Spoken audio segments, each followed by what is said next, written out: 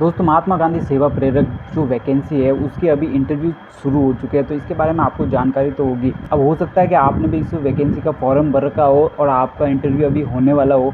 तो अब इस इंटरव्यू का क्या पूरा प्रोसेस रहने वाला, मैं आपको इसके बारे में डिटेल से बताऊंगा। लाइव एक्सपीरियंस है, इसलिए मैं आपको इसकी सही जानकारी दे सकता हूँ।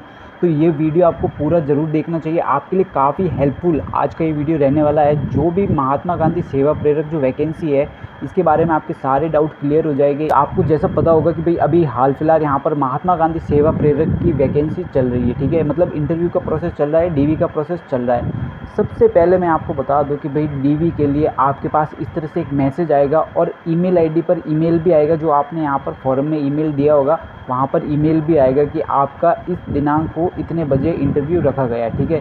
तो पहला डाउट क्लियर हो गया। आपके पास फ़ोन आ सकता है, मैसेज आ सकता है और ईमेल आ सकता है। तीनों चीज़ें आपको चेक करते रहना चाहिए। तो पहला डाउट क्लियर हो गया।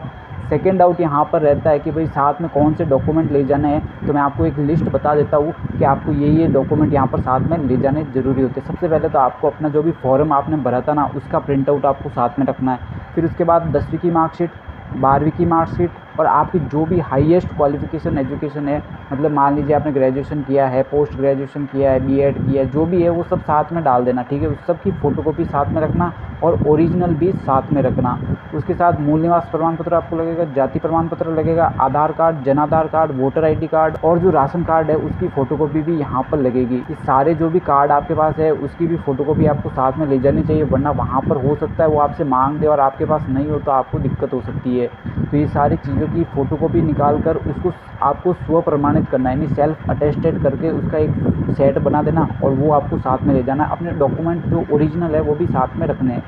तो ये पूरी लिस्ट आपके यहाँ पर बहुत ज़्यादा काम आने वाली है। ये सारे डॉक्यूमेंट रहेंगे, इसके अलावा और कोई भी डॉक्यूमेंट यहाँ पर नहीं रहने वाला है। अब बात करते हैं कि भाई इंटरव्यू का प्रोसेस क्या रहने वाला है। तो सबसे पहले तो आपके वहाँ पर सिंपली जो भी डॉक्यूमेंट है उनको चेक कर लेंगे, ठीक है, और फिर जमा कर लेंगे। फिर आपको एक एक करके आपका इंटरव्यू हो जाएगा।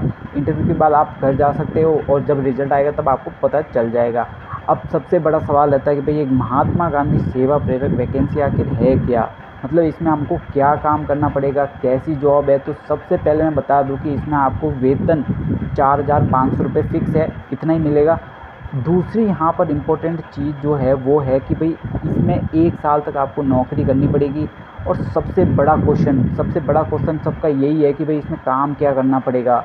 तो मैं आपको एक लिस्ट के रूप में बता देता हूँ कि भाई आपको ये काम करना पड़ सकता है। अभी किसी को भी नहीं पता कि भाई एग्जैक्टली क्या काम करना है, लेकिन देखो मैं जो बता रहा हूँ ना 100% उसी में से आपको काम करना पड़ेगा। सबसे पहला काम है कि भाई जो भी आपकी पंचायत में या फिर नगर पालिका में जो लाइब्रेरी संचालित हो रही है, भाई महात्मा गांधी लाइब्रेरी जो भी संचालित हो रही है, उन लाइब्रेरी को आपको संभालना पड़ेगा। पूरी लाइब्रेरी की जिम्मेदारी आपको दी जा सकती है।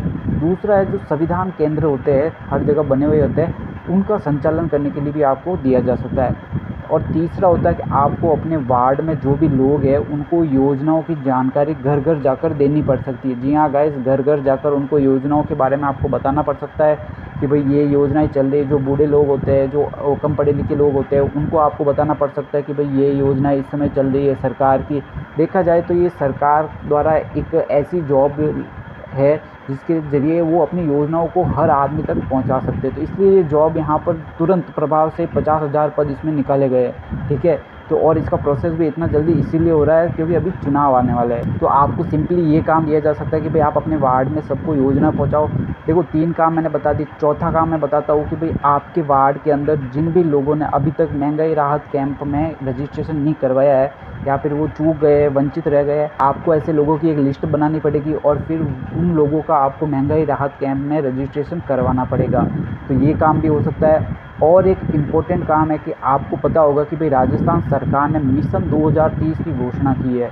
तो ये मिशन 2030 में आपको घर घर में जाकर सर्वे करने का काम भी दिया जा सकता है। और मेरे को जहाँ तक लगता है तो सबसे ज़्यादा यही काम आपको शायद मिल सकता है, क्योंकि मिशन 2030 काफ़ी ज़्यादा चर्चा में है। तो आपको ये काम ज़रूर दिया जा सकता है। इसमें आपको घर घर जाकर सर्वे करना पड़ेगा।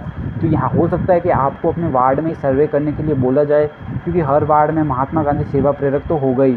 तो ये जो मैंने 5 काम यहाँ पर बताए हैं, ये काम ही आपको करने को मिलेंगे।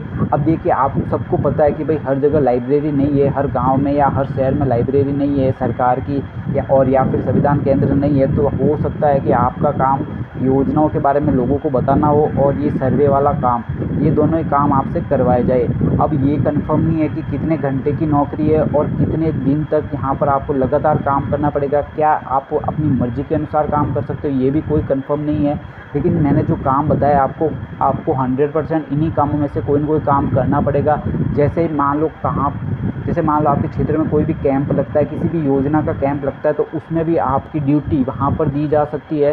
तो यही सिंपली काम रह सकते हैं। हालांकि इसमें सबसे पहला जो काम बताया जा रहा है वो है कि भाई आपको महात्मा गांधी के विचारों को लोगों तक पहुंचाना है। तो आप सोचिए, आप महात्मा गांधी के विचारों को लोगों तक पहुंचाकर क्या होगा। सिंपली बात है कि सरकार द्वारा अपनी योजनाओं को लोगों तक पहुंचाने के लिए ये पद निकाला गया है, तो आपको यही काम करना पड़ेगा।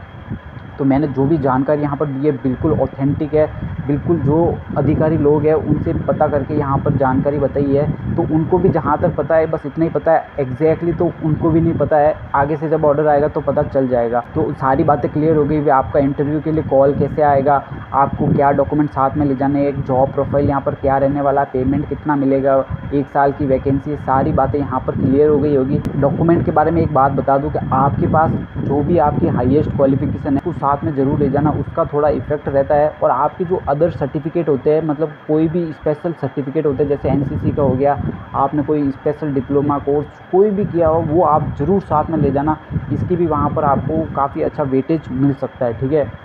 अब इंटरव्यू की अगर बात की जाए तो इंटरव्यू में बहुत ही सिंपल से क्वेश्चन पूछे जाते हैं। इंटरव्यू के लिए 3-4 पॉइंट ऐसे हैं जो सबको पता होने चाहिए, क्योंकि इसी से रिलेटेड क्वेश्चन पूछे जाते हैं। सबसे पहला क्वेश्चन आपको पूछ सकते हैं कि भाई राजस्थान में जो योजनाएं चल रही है उनके बारे में सबसे पहला क्वेश्चन हो सकता है। दूसरा क्वेश्चन यहाँ पर आपकी पर्सनल डिटेल के बारे में हो सकता है कि आपकी हॉबी क्या है, वो सब चीज़ें हो सकती है। तीसरा क्वेश्चन यहाँ पर सबसे इम्पोर्टेंट रहता है कि आप महात्मा गांधी सेवा प्रेरक क्यों बनना चाहते हो, आप बनकर क्या ऐसा परिवर्तन लाओगे। तो ये जो 3 क्वेश्चन बताए, ये 3 क्वेश्चन आपको याद जरूर करने चाहिए। बाकी सब नॉर्मल है, बाकी सारे क्वेश्चन वही इधर उधर के ही पूछते हैं, आप क्या करते हो, कैसे हो, बस वो सारे नॉर्मल होते हैं। बहुत ही सिंपल सा इंटरव्यू होता है, कोई दिक्कत नहीं है। आपको जॉब बाद में करनी है नहीं करनी वो आपके ऊपर है, लेकिन आपको इंटरव्यू ज़रूर देना चाहिए। तो आई होप आज का ये वीडियो महात्मा गांधी सेवा प्रेरक के बारे में बहुत आपके लिए हेल्पफुल रहा होगा। अगर इससे रिलेटेड आपको कुछ क्वेरी है तो आप नीचे कमेंट सेक्शन में ज़रूर पूछिए, मैं इसका हर आंसर आपको ज़रूर दूंगा। आप अपने जो भी डाउट है वो मुझे आराम से यहाँ पर पूछ सकते हैं, ठीक है।